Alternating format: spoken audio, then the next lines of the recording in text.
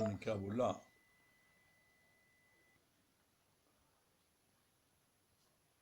दुख से, गरीबी से, बुढ़ापे से, बीमारी से, सबसे छूटना है तो ये आत्मज्ञान लो। ये आत्मज्ञान सारी सारी चीजों का एक दवा है, और वो आत्मज्ञान हम लोगों को रोज गुरुमुख से प्राप्त हो रहा है। हम सब बड़े भाग्यशाली हैं।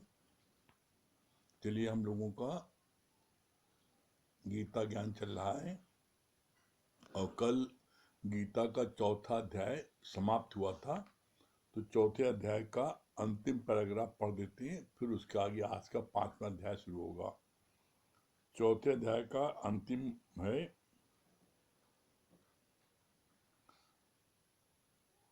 अंगीठी में एक कोयला पड़ा था, दहक रहा था। अभिमान आया तो अलग होते ही राख हो गया। अश्रद्धालु को हर कर्म में बुराई ही दिखती है। गुरु में संशय रहा तो ज्ञान लुप्त हो जाएगा। मनुष्य की अपनी इच्छा ही उसे गुरु में विकार दिखाती है। मनुष्य की अपनी इच्छा ही उसे गुरु में विकार दिखाती है। श्रद्धा वाले को तो गुरु की लीला देख देख कर प्रसन्नता होती है। गुरु को अनंत जाना तो ज्ञान ही गुम हो। गुरु है सहस्त्र भुजाओं वाला, सहस्त्र आंखों वाला। कल यहाँ तक हुआ था। कल चौथा अध्याय समाप्त हो गया। आज 5वां अध्याय शुरू है। 5वें अध्याय के शुरू में भगवान ने क्या बोला? मन और इंद्रियों से जो भी कर्म होती हैं उनमें कर्तापने का अभाव जरूरी है। यह है कर्म संन्यास, और कर्म योग है सब कर्म प्रभु को अर्पण कर देना। कबीर चादर बुनता था तो करघे को भी भगवान, ग्राहक को भी भगवान, और स्वयं को भी भगवान ही जानता था। यहाँ पर पहले पैराग्राफ में भगवान ने क्या बोला? मन और इंद्रियों से जो भी कर्म होती हैं उनमें कर्तापने का अभाव जरूरी है। यह है कर्म संन्यास। इसका सरल शब्दों में गुरु ने क्या बोला? एज एग्जाम्पल, जैसे कोई टाली में सामान लाद करके जा रहा है और सड़क पर चढ़ान आती है। वो टाली वाला मेहनत करके कुछ दूर तक तो ले जाता, लेकिन एक समय ऐसा आता है कि उसकी टाली आगे नहीं बढ़ रही है और आप पीछे पीछे आ रहे हैं स्कूटर से।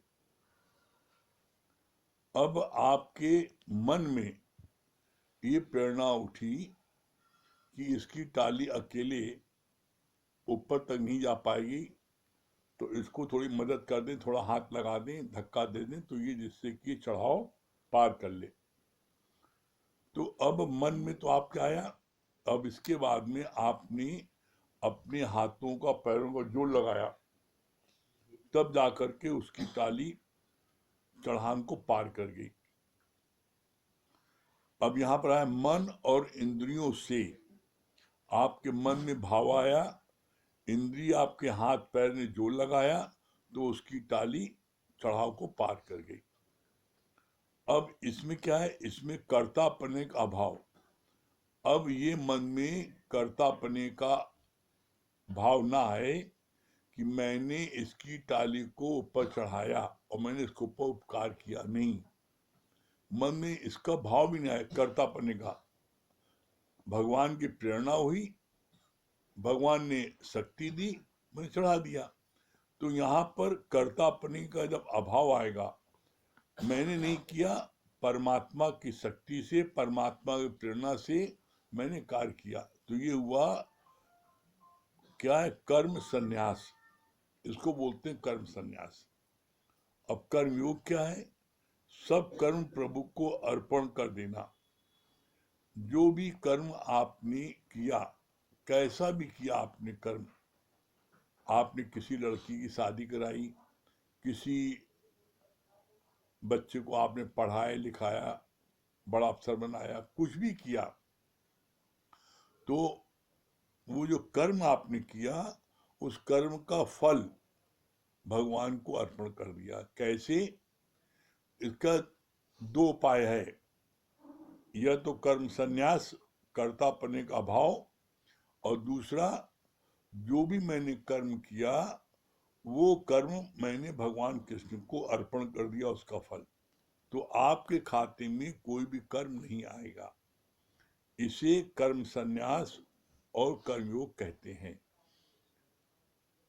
जैसे गुरुजी ने बहुत ही सुंदर उदाहरण पेश किया, कहा जैसे एक बुढ़िया जो है वो कुछ भी घर में काम करती थी, खाना बनाए कुछ करे, वो कृष्णार्पण।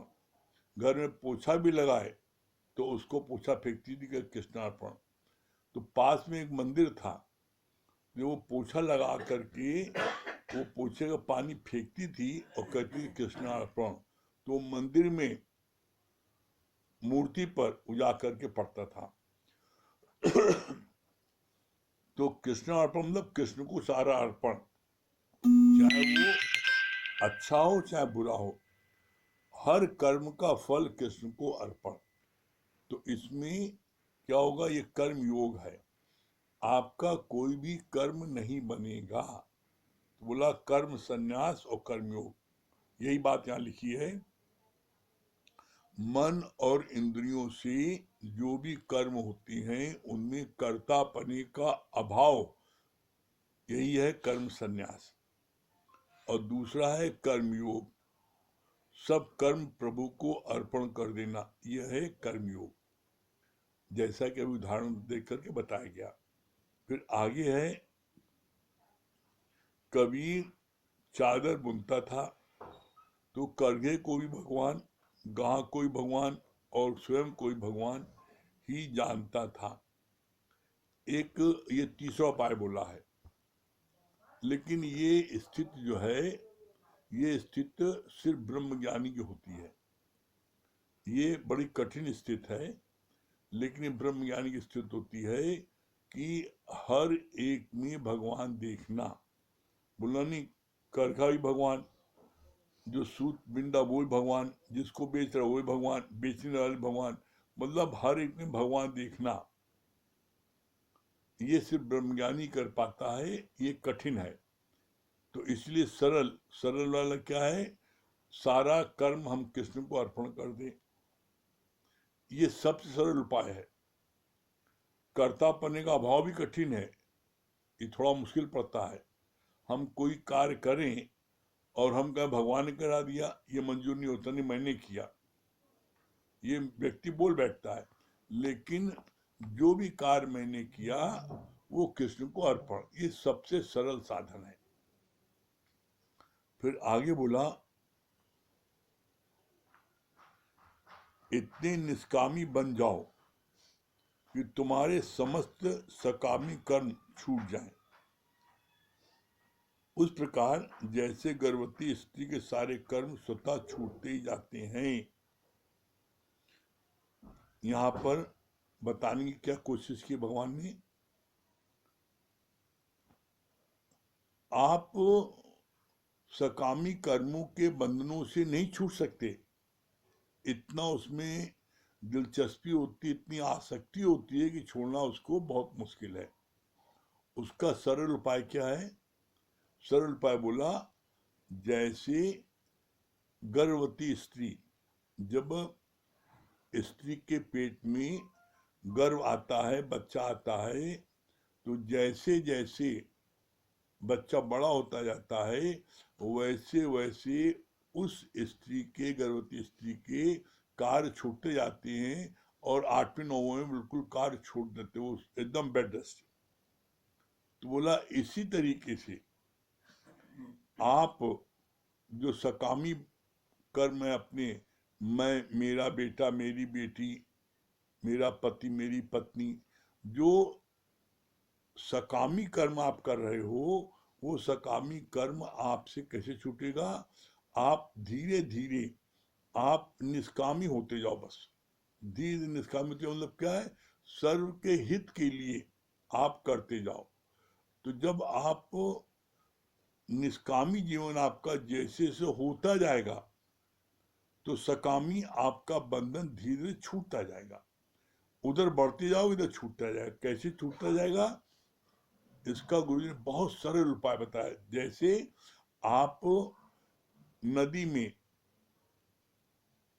इस पार से उस पार जाना चाहते हो, आप इस पार पर नाव बैठते हो, तो आप ये नहीं कहते मैं ये पार छोड़ रहा हूं, उस पार जाने की खुशी आपको रहती है, मैं उस पार पहुंच रहा हूं। तो ये पार आपका ऑटोमेटिक धीरे छूटता जाता है, दूर हो जाता है, और एक समय ऐसा आता है कि आप उस पार पहुंच जाते हो। इसी तरीके से जब आप निष्कामी जीवन शुरू करोगे, तो निष्कामी जीवन शुरू करने में आपको इतना आनंद आने लगेगा, आनंद आने लगेगा, तो आपको पता लगेगा कि जो सकामी कर्म आप कर रहे हो, सकामी कर्म से निष्कामी कर्म करने में अद्भुत आनंद की प्राप्त होती है। तो धीरे धीरे धीरे एक दिन आप टोटल निष्कामी हो जाओगी। आप सोचो कि हम सकामी बंधन छोड़ दें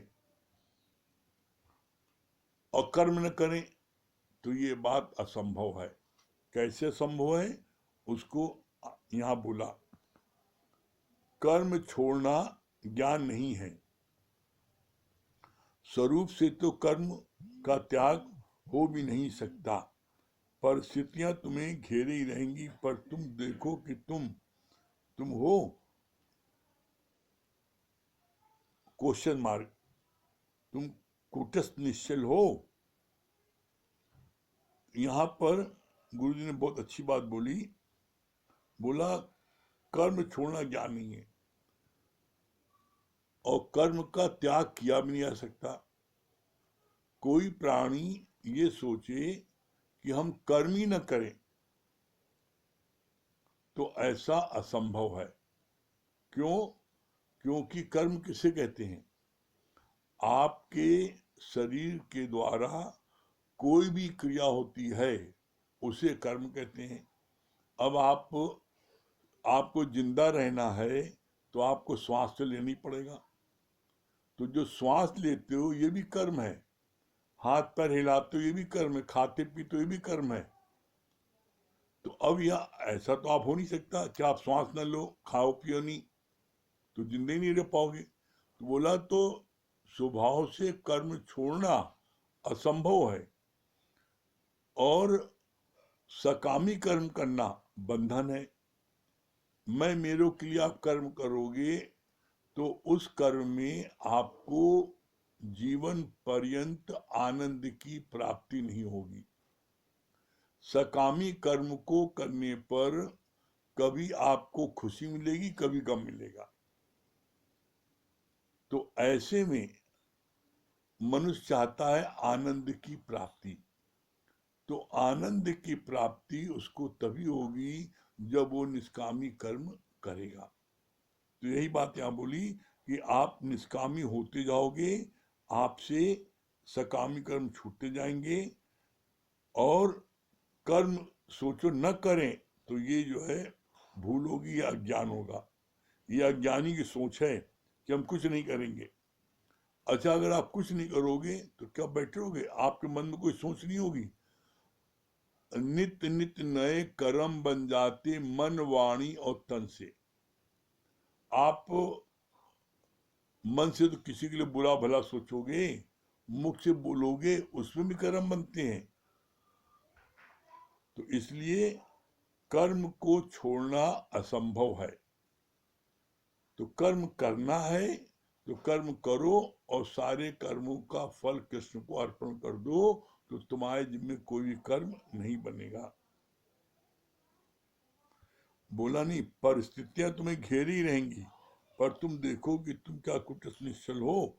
मतलब अब ये सोचो कि मेरी हमेशा मेरे अनुकूल परिस्थिति रहे, हमेशा मेरा मेरा शरीर स्वस्थ रहे, हमेशा जिंदगी भर अमीरी रहे, जिंदगी भर मेरा मान सम्मान हो, मेरे को कोई कष्ट न हो। का नहीं, ऐसा नहीं हो सकता। कभी तुम स्वस्थ रहो, कभी अस्वस्थ रहोगे, कभी कभी धनवान होगे, कभी गरीब होगे, कभी मान होगा, कभी अपमान होगा। ये जीवन के पहलू हैं, इसको कोई व्यक्ति अवॉइड नहीं कर सकता। जैसे रात होती है और दिन होता है। अब आपको रात ना हो, ये बात भी संभव नहीं है। आपको दिन ना हो, किसी को रोके रुका है अंधेरा। वो अंधेरा जो है कोई लाख रोकना चाहे, आपका लाख कोई दुश्मन हो, लेकिन तब भी सूर्य निकलेगा, प्रकाश होगा। तो जीवन में कभी विपरीत परिस्थिति होगी, कभी अनुकूल परिस्थिति होगी, कभी सुख होगा, कभी दुख होगा। इससे कोई व्यक्ति बच नहीं सकता। तो इस सुख दुख के झूले में झूलने से बचना चाहते हो तो क्या है, दुख कब है, सुख कब है? कभी आपने महसूस किया कब दुख कब सुख है? आपकी इच्छा के मुताबिक सारे कार्य हो गए तो आपको सुख मिल गया, आपकी इच्छा के मुताबिक कार्य नहीं हो तो आपको दुख मिला। तो बोला इसलिए सारे कर्मों का फल कृष्ण को अर्पण कर दो, तो न कोई आपको दुख होगा, न कोई आपको सुख होगा। फिर आगे बोला, बहुत अच्छी बात बोली भगवान ने, ज्ञान भागना नहीं पर जागना सिखाता है। नर्क जैसा घर हो तो भी अपने प्यार से, अपनी वाइब्रेशन से उसे स्वर्ग बना दो। कितनी अच्छी युक्ति दी है। बोला विपरीत परिस्थिति, घर में लड़ाई झगड़ा हो रहा है, घर में कोई आपके विपरीत चल रहा है, कोई अपमान कर रहा है, तो आप घर छोड़ के भाग जाओ, ये ज्ञान नहीं सिखाता। ये बोलते हैं भगोड़े, और घर छोड़ के भाग गए। भगोड़े कहलाने से बचने के लिए क्या बोलते हैं, मैंने संन्यास ले लिया। अरे आप पूरे गीता पढ़ के देखो, कहीं संन्यास धर्म लिखा है? उन्होंने अपने आप एक संन्यास धर्म बना लिया। पूरी गीता उठा पढ़ लो, कहीं नहीं लिखा संन्यास धर्म। परिस्थिति से घबरा करके भाग जाना, किसी गलत कर्म में फंसने के बाद घर द्वार छोड़ करके भाग जाना, ये सब जो है भगोड़ों का काम है, और उसको वो दे देते हैं संन्यास। तो ऐसा संन्यास से बोला ये तुम सोचते हो लेकिन है गलत।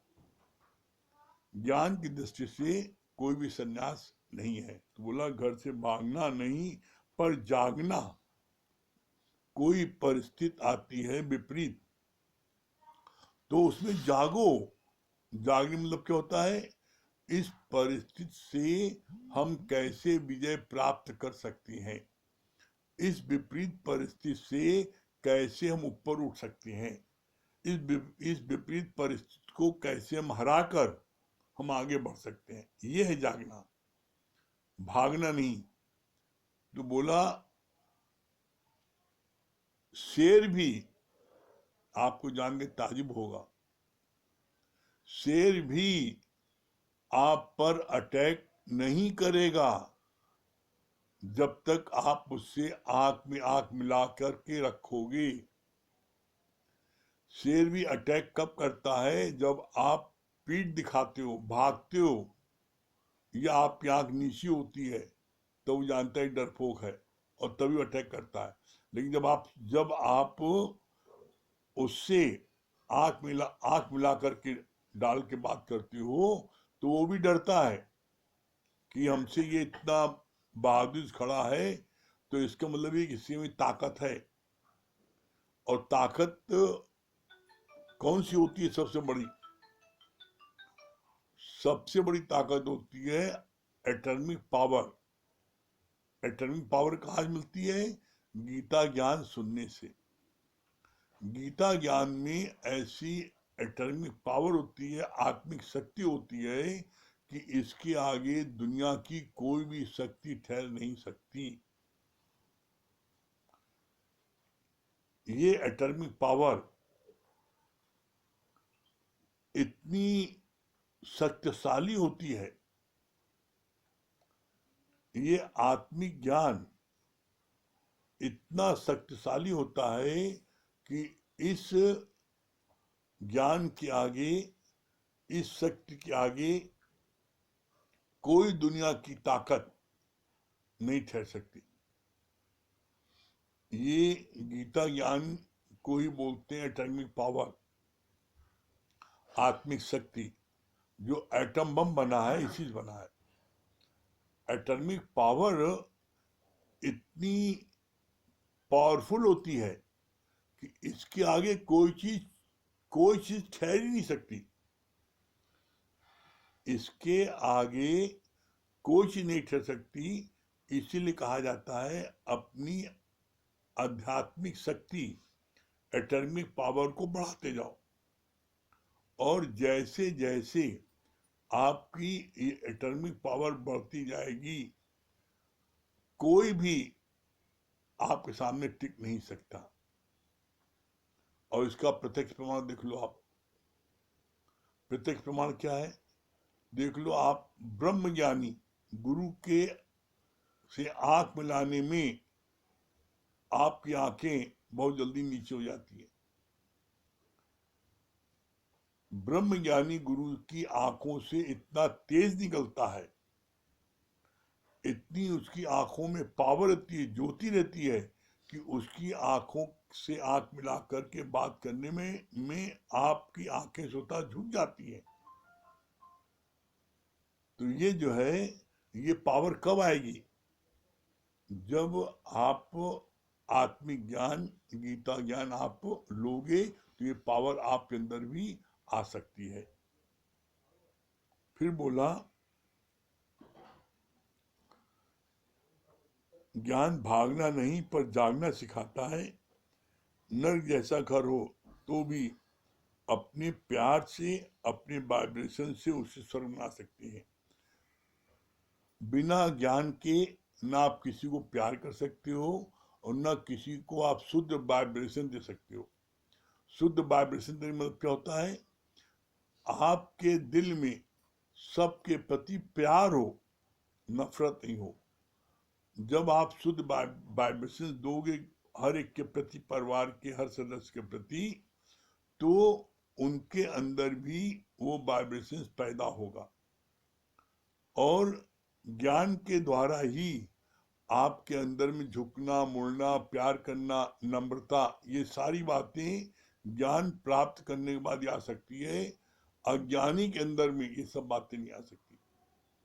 वो अहंकार में अकड़ा रहेगा, हमें क्या करना है, हमें क्या गरज है, हमें इससे क्या लाभ है। तो बोला लाभ तो नहीं है, ठीक है, लेकिन घर में जहां हम रहते हैं वहां पर हम जब थोड़ा झुकती हैं, मुड़ती हैं, अपने से छोटों का थोड़ा कहना मान लेती हैं, तो उनकी नज़र में ऑटोमेटिक आपके प्रति उनकी इज्जत बढ़ती है।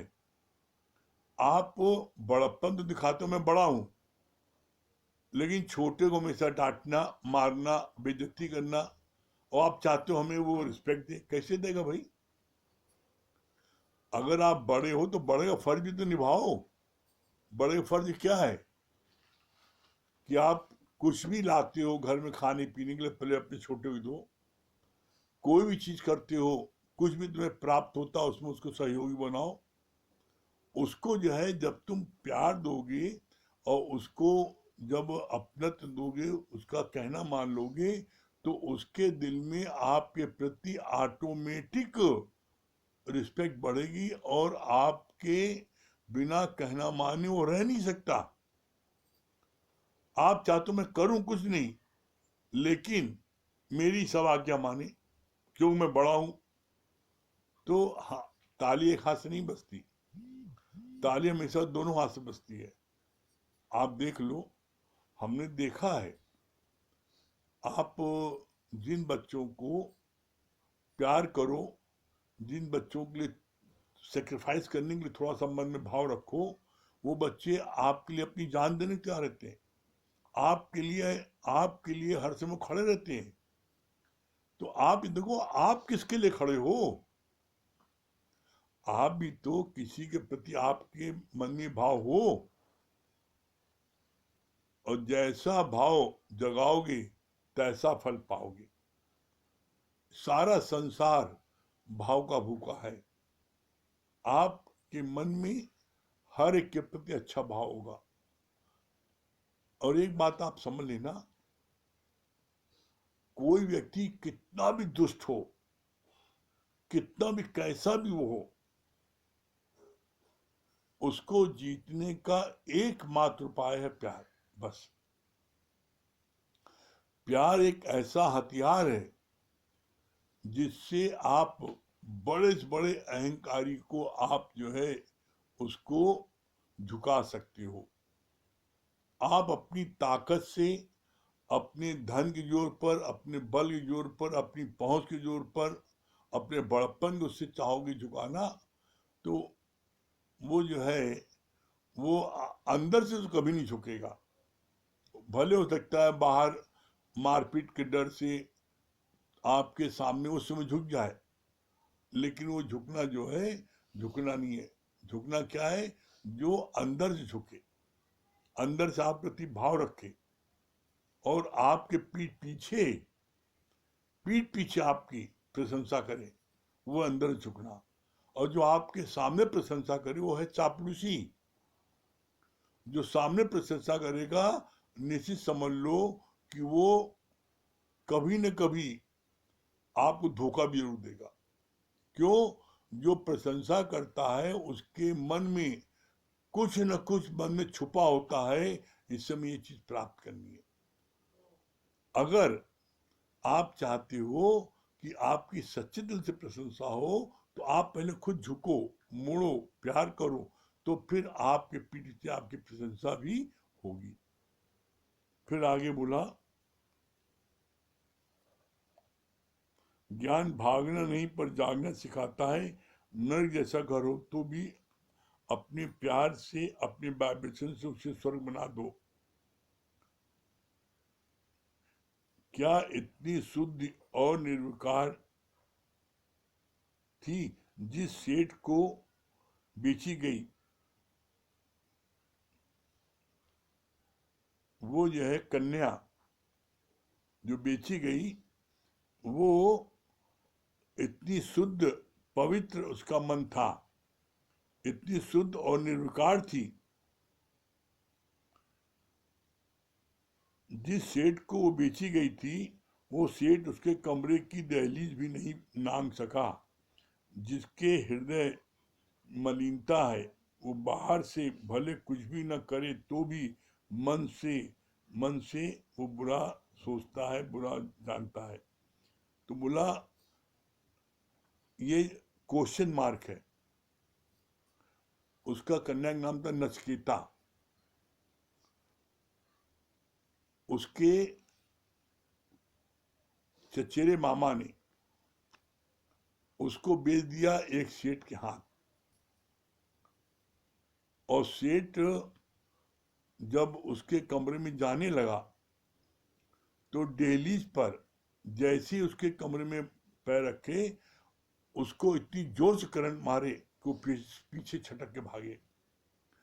ऐसे उसने सारी रात प्रयत्न किया अंदर कमरे में जाने के लिए, लेकिन वो इतनी पवित्र थी, उसका हृदय इतना शुद्ध था, पवित्र था भगवान के प्रति, कि वो डेली वो सेट नहीं लांघ पाया। तो भगवान ने क्वेश्चन मार्क किया, क्या इतने पवित्र तुम हो? अगर इतने पवित्र तुम हो तो कोई भी तुम्हारी डेली लांघ नहीं सकता। और फिर आगे बोला कि जिसका जो शुद्ध नहीं है, अपवित्र है, बोला मलिनता जिसके अंदर है, जिसके अंदर मलिनता है, वो बाहर से भले कोई गलत कर्म न करे, दिखे भी नहीं उसका गलत कर्म, लेकिन उसके मन में उसकी सोच हमेशा गलत होगी। मलिनता जो है अंदर होती है, बाहर नहीं। तो इसलिए बोला तुम्हारी मलिनता भी दूर कब होगी?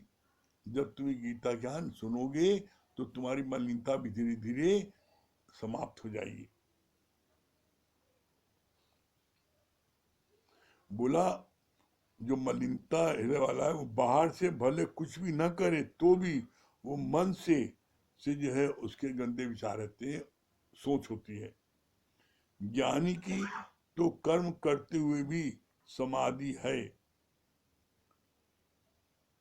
एक मलिनता वाले बताया, अब एक बोला ज्ञानी की। ज्ञानी दिखने में आता है सारे कर्म कर रहा है, लेकिन फिर भी वो अपनी समाधि में है। अपनी समाधि मतलब क्या? सारे कर्मों को करते हुए निकर्मी। ज्ञानी अपनी समाधि में इसलिए रहता है, वो जानता है कि जो भी कर्म मैं कर रहा हूं वो ईश्वर की शक्ति से हो रहा है, मैं करने वाला कुछ नहीं हूं।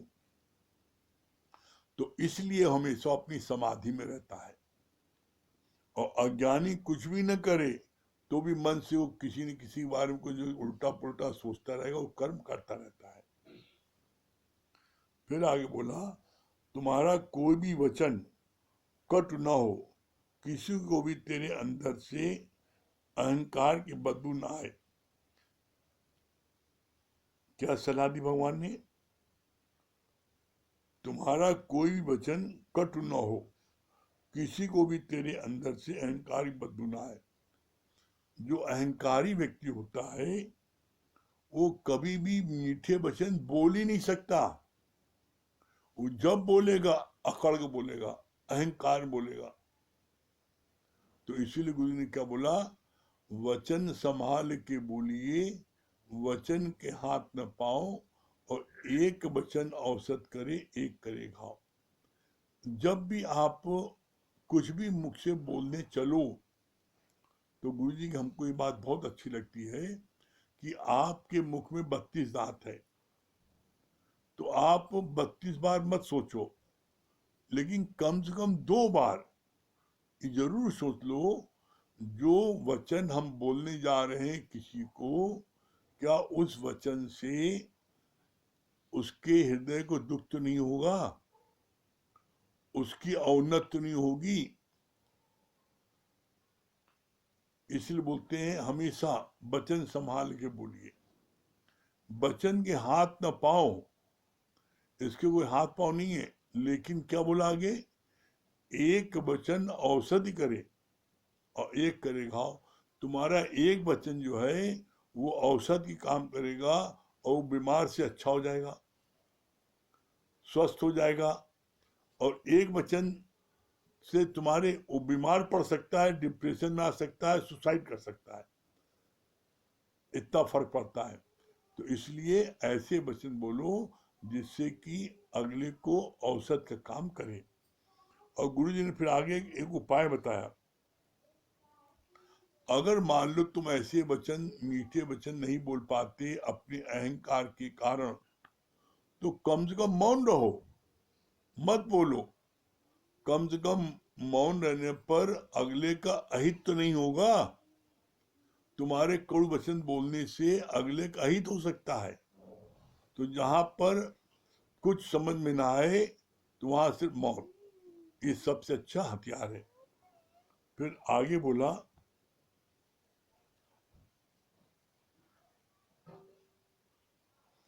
शरीर है शूद्र, मिला ही है सेवा के लिए। जहां पर भी तुम रहते हो उसके ऋणी हो, सेवा करने से भी ऋण उतरता है। आलसी का ज्ञान नहीं, आलसी को ज्ञान नहीं है। 24 घंटे अस्मिता कर्म में प्रवृत्त रहो। क्या मतलब? बोला कि ये जो शरीर परमात्मा ने तुम्हें दिया है, ये शूद्र शूद्र है, इससे जो है हर समय सेवा लो। जैसे शूद्र जो है हर समय सेवा करता है, बोला ये शरीर भी तो शूद्र है, तो इसको इस अर्थ में सेवा लो, इससे जो है इसको इसको लिटाओ नहीं, इसको लिटाओगे तो आलसी बन जाएगा।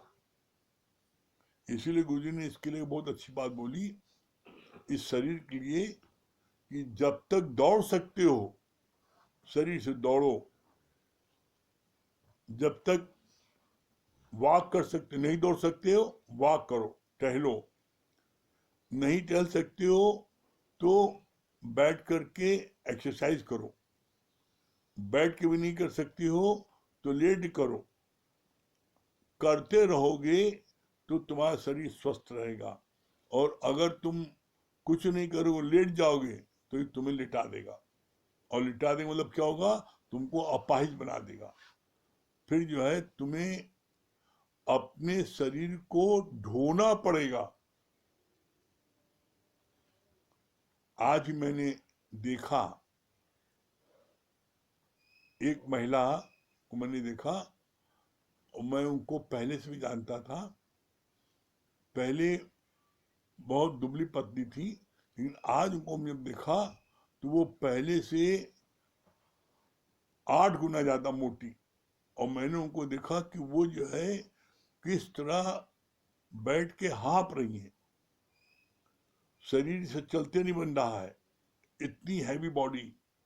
तो बोला ऐसे में अब वो कुछ दूर भी चलती हैं तो उसके बाद में उनको हपनी आ जाती है, परेशान हो जाती है। तो इस शरीर से आप भाग नहीं पाओगे, इसलिए इस शरीर से जितनी मेहनत ले सकते हो मेहनत लो। बहुत से लोगों की गलत विचार है, गलत विचार क्या है, इसको खूब आराम करना है ना तो मेरा शरीर स्वस्थ रहेगा, गलत फहमी है। इसको जितना आराम कराओगे उतना आपको शरीर को कष्ट उठाना पड़ेगा।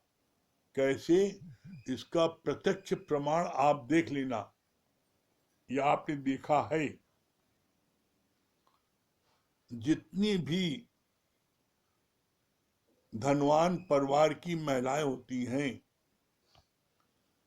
उनको डॉक्टर, प्रेगनेंसी जैसी होती है तो उनको डॉक्टर बोलता है बेड रेस्ट करो, और वो जो है उनका मन काम करने के पहले से नहीं होता, एक बहाना मिल जाता है, और फिर वो जो है वो आराम से 7-8 महीने 9 महीने रेस्ट करती है, कोई काम नहीं करती। परिणाम क्या होता है आप देख लो।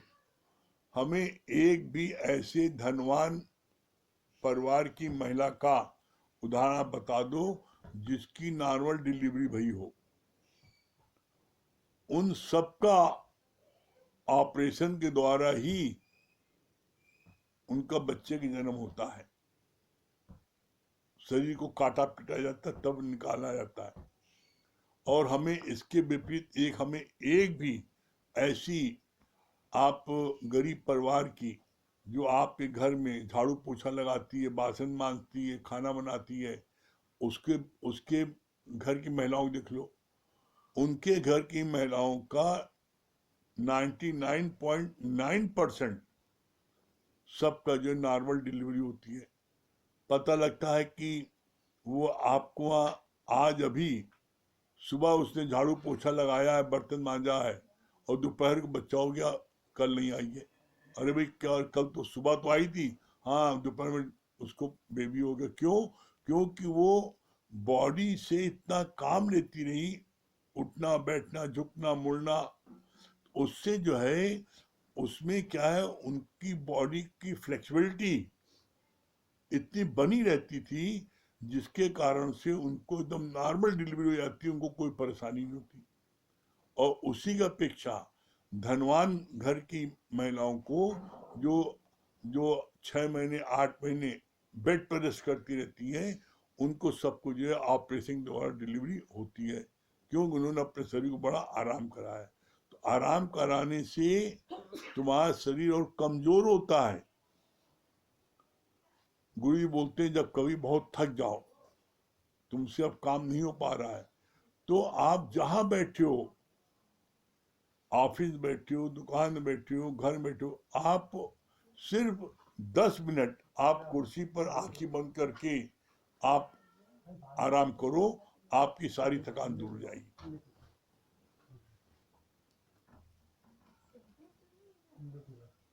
फिर आगे बोला,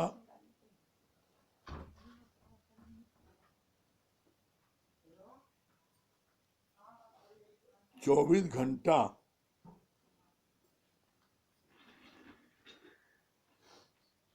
निरंतर कर्म में प्रवृत्त रहो, चाहे शरीर से तेरे सेवा होनी ही चाहिए।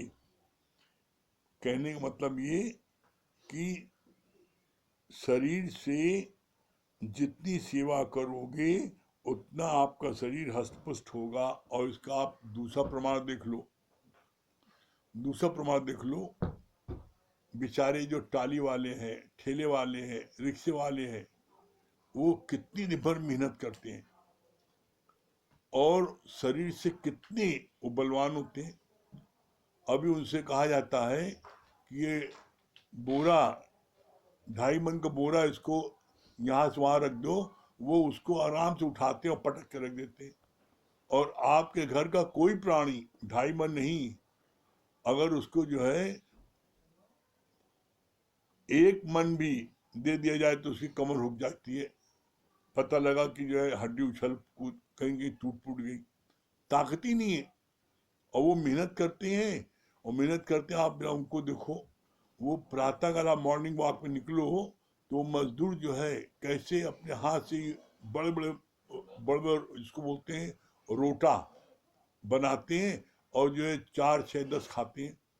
और आप जो उनकी एक रोटी होती है वो आपके 4 फुलके के बराबर है, और आप 2 फुलके खाने में पेट भर जाता है। क्यों? शरीर को मेहनत ही नहीं आप करते हो, आप मेहनत करते हो दिमाग ज्यादा।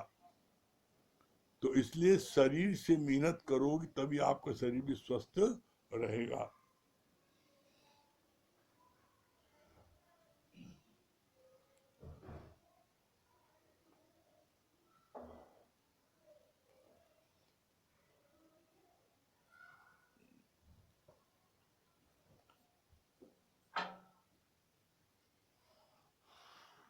खाली बैठने को खोल नहीं ओढ़ो, शेर की खाल नहीं ओढ़ो, पर शेर बनो, कि ऐसा न हो कि परिस्थितियां रूपी गुलेल लगते ही तेरे शेर की खाल उतर जाए और अंदर से गधे की ढिचुम ढिचुम आवाज आने लगे।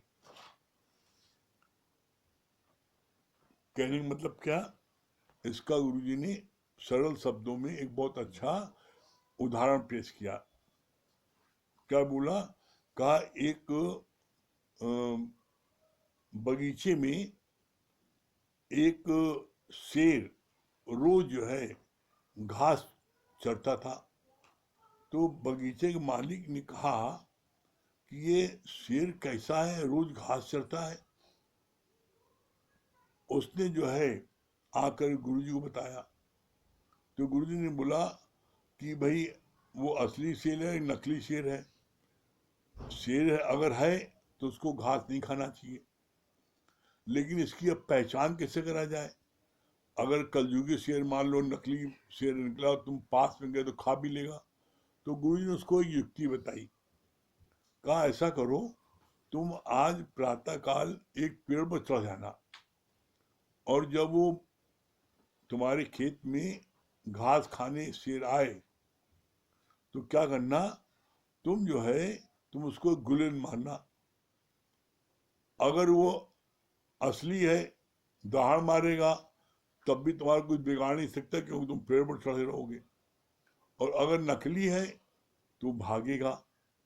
तो एक्चुअल में हुआ क्या था, एक गधा का मालिक, और गधा को जो है उसको जो है घास खिलाना था।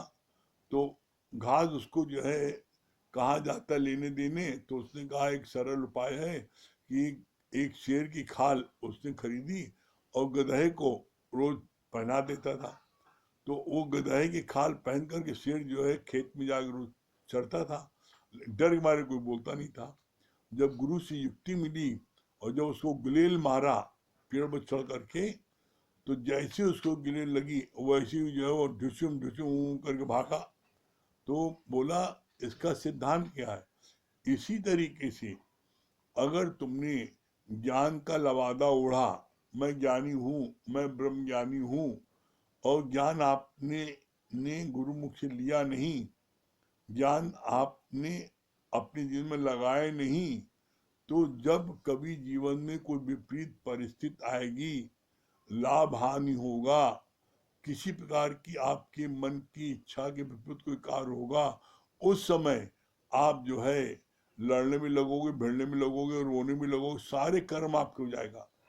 तो बोला कि परिस्थिति पर गिलेल जब पड़ेगी तो आपकी असली आवाज आ जाएगी। कैसे असली आवाज? जैसे एक व्यक्ति था, दूसरा उदाहरण गुरु ने पेश किया, एक व्यक्ति था, वो 15 भाषा को बड़े कमांड से बोलता था और हमेशा चैलेंज देता था कि कोई मेरी असली भाषा क्या है बता दे।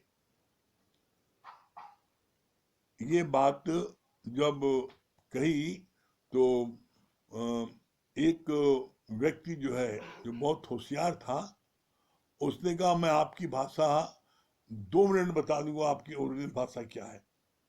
उसने कहा मेरा चैलेंज नहीं बता सकते। कहा ठीक है बता देता हूँ। कहा बताइए।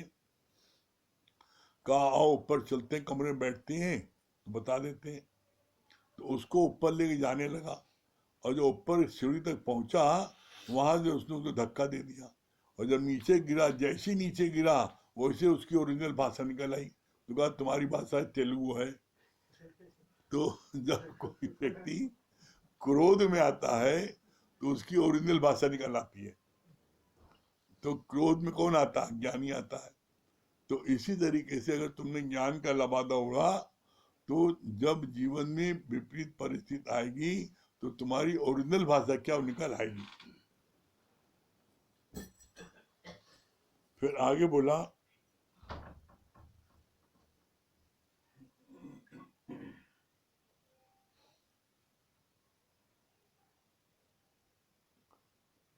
न करना ज्ञान नहीं है, पर कर्म करत हो निष्कर्मी। कर्म संन्यास निष्काम कर्मयोग दोनों का फल एक ही है। यहाँ पर गुरु ने बताया कि तुम सोचो कोई काम न करे, निठल्ले बैठ जाए। तो बोला ऐसा नहीं। बोला कर्ता पने का मन में भाव न हो, और इच्छा और अहंकार के सिवा हम जो कर्म करते हैं ये दोनों का फल एक है। दोनों फल क्या है? आपके खाते में कर्म ना आना। फिर आगे बोला, यही चीज बोला उन्होंने,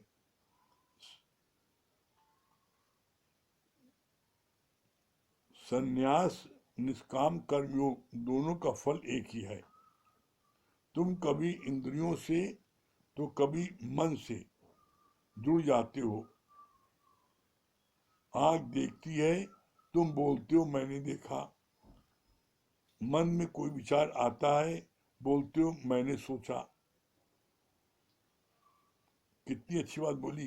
पहचान बताइए, क्या पहचान बताई? आंख ने देखा, तुम बोलते हो मैंने देखा। मन में कोई विचार आया, तुम कहते हो मैंने सोचा। अरे आंख ने देखा तो आंख बोले ना, मुंह काय बोलता है?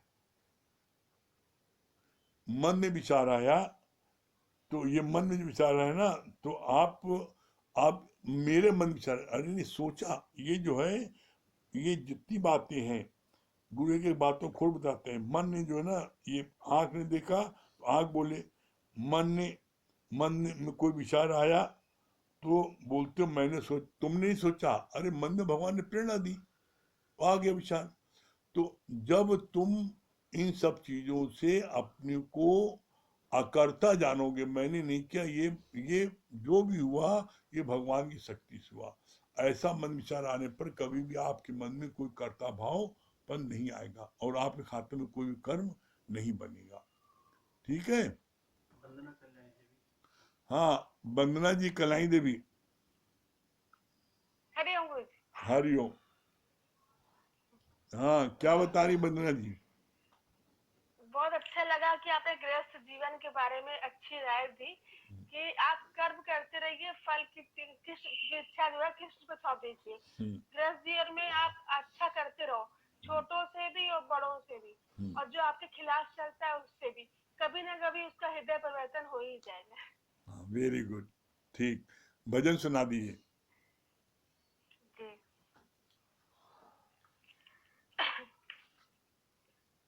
जीवन में तुम आनंद को चाहो अगर मेरे रहबर, सत्संग का दामन थाम लो। जीवन में तुम आनंद को चाहो अगर मेरे रहबर, सत्संग का दामन थाम लो। सत्संग गुरु की शान है, हमारे भी तो पहचान है। सत्संग हमारा महान है। जीवन में तुम आनंद को गुरु की शरण जो आएगा, मुक्ति वही तो पाएगा। शरण गुरु की शरण जो आएगा, मुक्ति वही तो पाएगा। भवसागर से बचना है तो गुरु की नैया तैयार है। जीवन में तुम आनंद को चाहोगे मेरे रहबर, सत्संग का दामन थाम लो। मुक्ति गुरु का द्वार है, गुरु तो हमारी ढाल है। मुक्ति गुरु का द्वार है, हमारी भी तो ढाल है। गुरु के वचनों पर जो चले, भव से बेड़ा पार है। जीवन में तुम आनंद को चाहो मेरे रहबर, सत्संग का दामन थाम लो। कर्मों का लेखा यही बने, सत्संग हमें तो गुरु से मिले। कर्मों का लेखा यही बने, सत्संग हमें तो गुरु से मिले। कर्मों की गठरी से बचना है तो गुरु की राह तैयार है। जीवन में तुम आनंद को चाहो अगर मेरे रहबर, सत्संग का दामन थाम लो। सत्संग का दामन। बहुत सुंदर वंदना जी। हाँ, मंगल भैया। हरिओम गुरु जी। हरिओम। क्या बता रहे मंगल भैया? बहुत अच्छी बात लगी। विपरीत परिस्थिति से भागना नहीं, जागना है, उसे फेस करना है। महेश भैया। हरिओम गुरु जी। बहुत अच्छी बात लगी कि शेर की खाल ओढ़ के घास चरेंगे तो जब बुलेल पड़ेगी तो भेचू भेचू करेंगे। ऐसे भी गुरु के ज्ञान में जब अंदर नहीं गया होगा तो ऊपर से रहेंगे तो परिस्थिति आएगी तो झेल नहीं पाएंगे। मालवी जी। ये भी अच्छा बताया कीजिए कि निष्काम कर्मों से ही जो है हम सकामी बंधनों से को हरा सकते हैं। जगदीश भैया।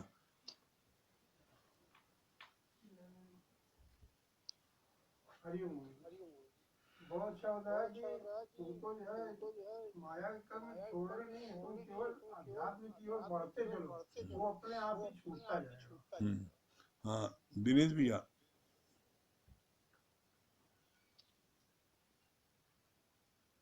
बहुत अच्छा गुरुजी ने बताया कि बनना ही अज्ञान है। जैसे शेर की मतलब खाल में गधा था, तो चोट लगने पर ढेचू ढेचू करने लगा। तो गुरुजी ने बहुत अच्छा बताया, बनना ही अज्ञान है। लक्ष्मी जी।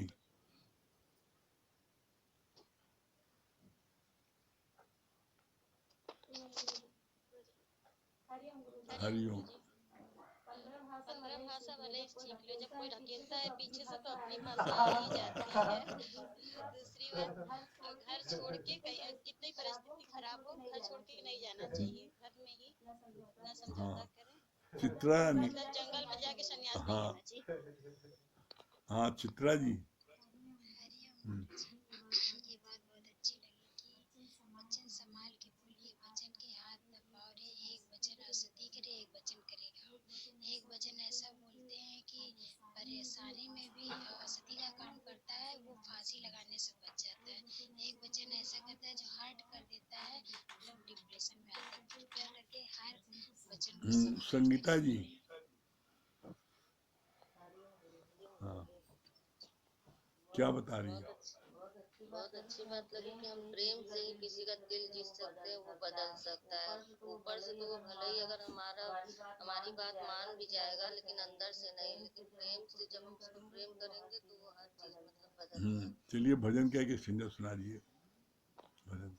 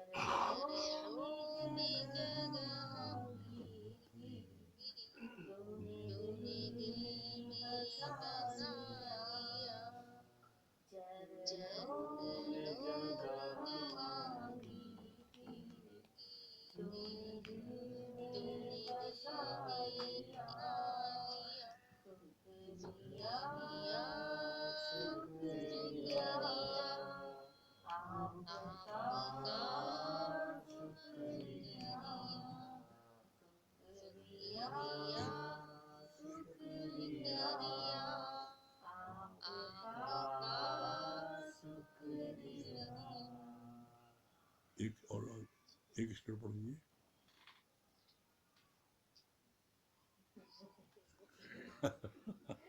चलिए हरिओम को जाप कर लिए। चलिए